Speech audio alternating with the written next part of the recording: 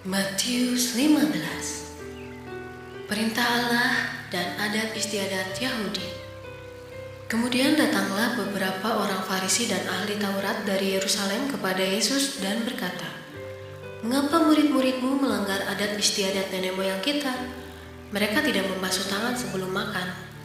Tetapi jawab Yesus kepada mereka, "Mengapa kamu pun melanggar perintah Allah demi adat istiadat nenek moyangmu?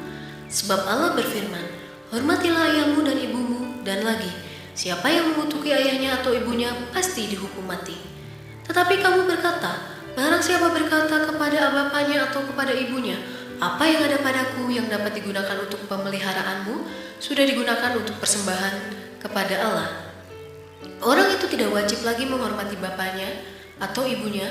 Dengan demikian firman Allah kamu nyatakan tidak berlaku demi adat istiadatmu sendiri. Hai orang-orang munafik, benarlah nubuat Yesaya tentang kamu. Bangsa ini memuliakan aku dengan bibirnya, padahal hatinya jauh daripadaku.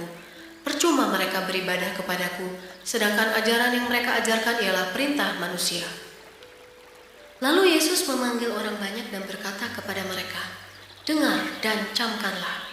Bukan yang masuk ke dalam mulut yang menajiskan orang, melainkan yang keluar dari mulut, itulah yang menajiskan orang." Maka datanglah murid-muridnya dan bertanya kepadanya, "Engkau tahu bahwa perkataanmu itu telah menjadi batu sandungan bagi orang-orang Farisi?" Jawab Yesus, "Setiap tanaman yang tidak ditanam oleh Bapakku yang di surga akan dicabut dengan akar-akarnya. Biarkanlah mereka itu, mereka orang buta yang menuntut orang buta. Jika orang buta menuntut orang buta, pasti keduanya jatuh ke dalam lubang." Lalu Petrus berkata kepadanya, "Jelaskanlah perumpamaan itu kepada kami." Jawab Yesus, "Kamu pun masih belum dapat memahaminya? Tidak tahukah kamu bahwa segala sesuatu yang masuk ke dalam mulut, turun ke dalam perut, lalu dibuang di jamban? Tetapi apa yang keluar dari mulut, berasal dari hati, dan itulah yang menajiskan orang.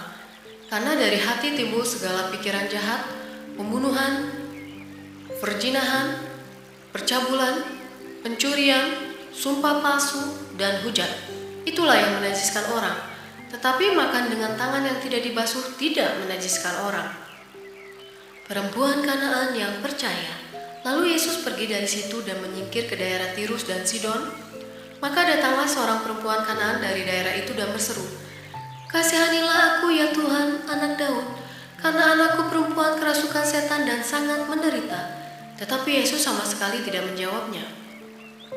Lalu murid-muridnya datang dan meminta kepadanya, "Suruhlah ia pergi. Ia mengikuti kita dengan berteriak-teriak." Jawab Yesus, "Aku diutus hanya kepada domba-domba yang hilang dari umat Israel." Tetapi perempuan itu mendekat dan menyembah Dia sambil berkata, "Tuhan, tolonglah aku." Tetapi Yesus menjawab, "Tidak patut mengambil roti yang disediakan bagi anak-anak dan melemparkannya kepada anjing." Kata perempuan itu, "Benar Tuhan, namun anjing itu makan remah-remah yang jatuh dari meja tuannya." Maka Yesus menjawab dan berkata kepadanya, "Hai ibu, besar imanmu, maka jadilah kepadamu seperti yang kau kehendaki." Dan seketika itu juga anaknya sembuh. Yesus menyembuhkan banyak orang sakit. Setelah meninggalkan daerah itu, Yesus menyusur pantai Danau Galilea dan naik ke atas bukit, lalu duduk di situ. Kemudian orang banyak berbondong-bondong datang kepadanya, membawa orang lumpuh, orang timpang, orang buta, orang bisu, dan banyak lagi yang lain. Lalu meletakkan mereka pada kaki Yesus, dan Ia menyembuhkan mereka semuanya. Maka takjublah orang banyak itu melihat orang bisu berkata-kata, orang timpang sembuh, orang lumpuh berjalan, orang buta melihat, dan mereka memuliakan Allah Israel. Yesus memberi makan 4.000 orang. Lalu Yesus memanggil murid-muridnya dan berkata, "Hatiku tergerak oleh belas kasihan kepada orang banyak itu. Sudah 3 hari mereka mengikut aku, dan mereka tidak mempunyai makanan. Aku tidak mau menyuruh mereka pulang dengan lapar. Nanti mereka pingsan di jalan."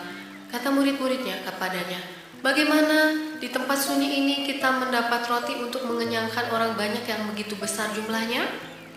Kata Yesus kepada mereka, "Berapa roti ada padamu?" 7, jawab mereka.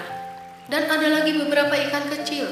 Lalu Yesus menyuruh orang banyak itu duduk di tanah.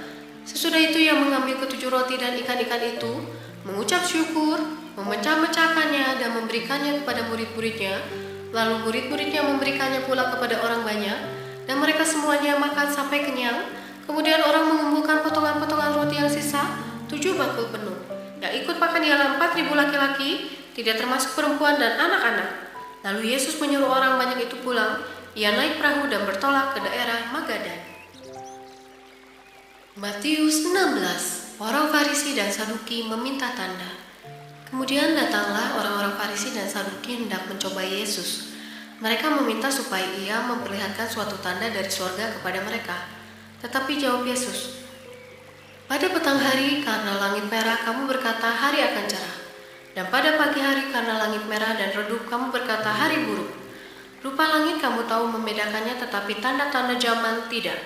Angkatan yang jahat dan tidak setia ini menuntut suatu tanda, tetapi kepada mereka tidak akan diberikan tanda selain tanda Nabi Yunus." Lalu Yesus meninggalkan mereka dan pergi. Tentang ragi orang Farisi dan Saduki. Pada waktu murid-murid Yesus menyeberang danau, mereka lupa membawa roti. Yesus berkata kepada mereka, "Berjaga-jagalah dan waspadalah terhadap ragi orang Farisi dan Saduki." Maka mereka berpikir-pikir dan seorang berkata kepada yang lain, "Itu dikatakannya karena kita tidak membawa roti." Dan ketika Yesus mengetahui apa yang mereka perbincangkan, ia berkata, "Mengapa kamu memperbincangkan soal tidak ada roti? Hai orang-orang yang kurang percaya, belum juga kamu mengerti?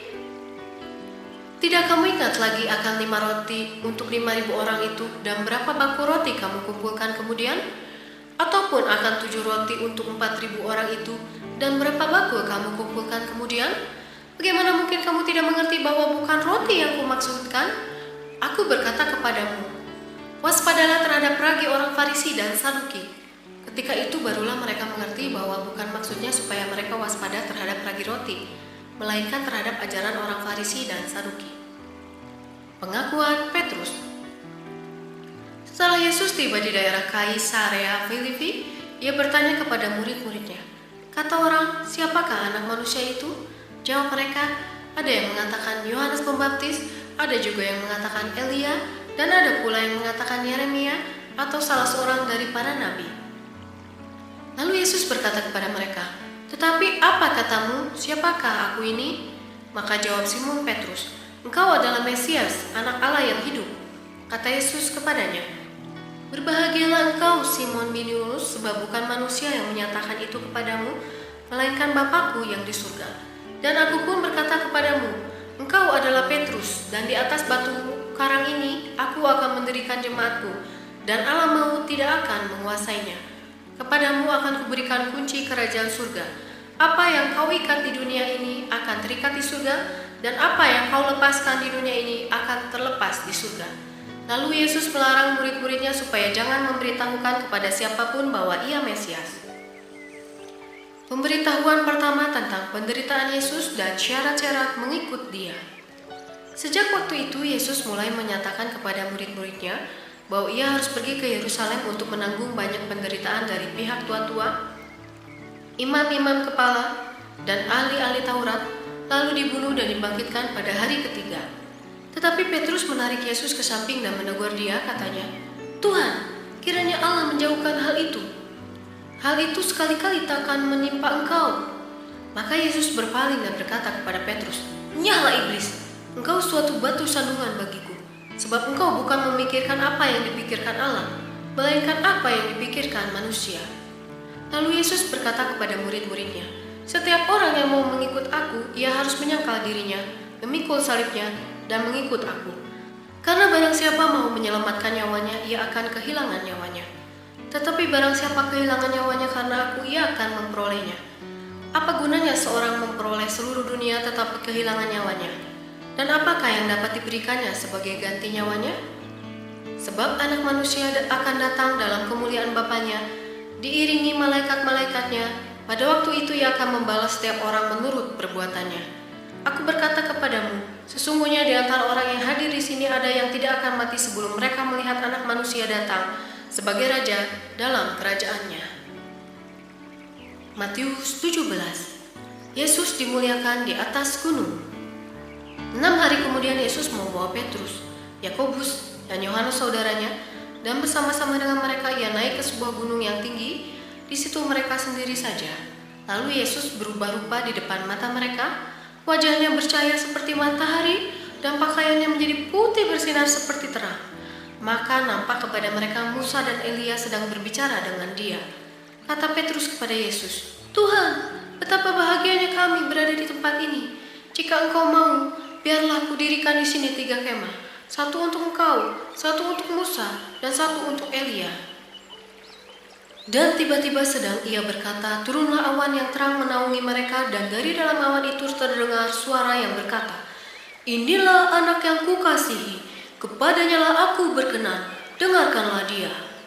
Mendengar itu tersungkurlah murid-muridnya, dan mereka sangat ketakutan. Lalu Yesus datang kepada mereka dan menyentuh mereka sambil berkata, "Berdirilah, jangan takut."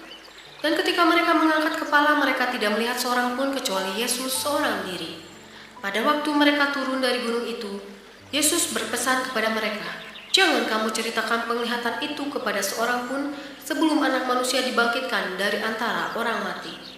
Lalu murid-muridnya bertanya kepadanya, "Kalau demikian, mengapa ahli-ahli Taurat berkata bahwa Elia harus datang dahulu?" Jawab Yesus, "Memang Elia akan datang dan memulihkan segala sesuatu. Dan aku berkata kepadamu, Elia sudah datang, tetapi orang tidak mengenal dia dan memperlakukannya menurut kehendak mereka. Demikian juga Anak Manusia akan menderita oleh mereka." Pada waktu itu mengertilah murid-murid Yesus bahwa ia berbicara tentang Yohanes Pembaptis. Yesus menyembuhkan seorang anak muda yang sakit ayan. Ketika Yesus dan murid-muridnya kembali kepada orang banyak itu, datanglah seorang mendapatkan Yesus dan menyembah. Katanya, "Tuhan, kasihanilah anakku. Ia sakit ayan dan sangat menderita. Ia sering jatuh ke dalam api dan juga sering ke dalam air. Aku sudah membawanya kepada murid-murid-Mu, tetapi mereka tidak dapat menyembuhkannya." Maka kata Yesus, "Hai kamu angkatan yang tidak percaya dan yang sesat, berapa lama lagi aku harus tinggal di antara kamu? Berapa lama lagi aku harus sabar terhadap kamu? Bawalah anak itu kemari."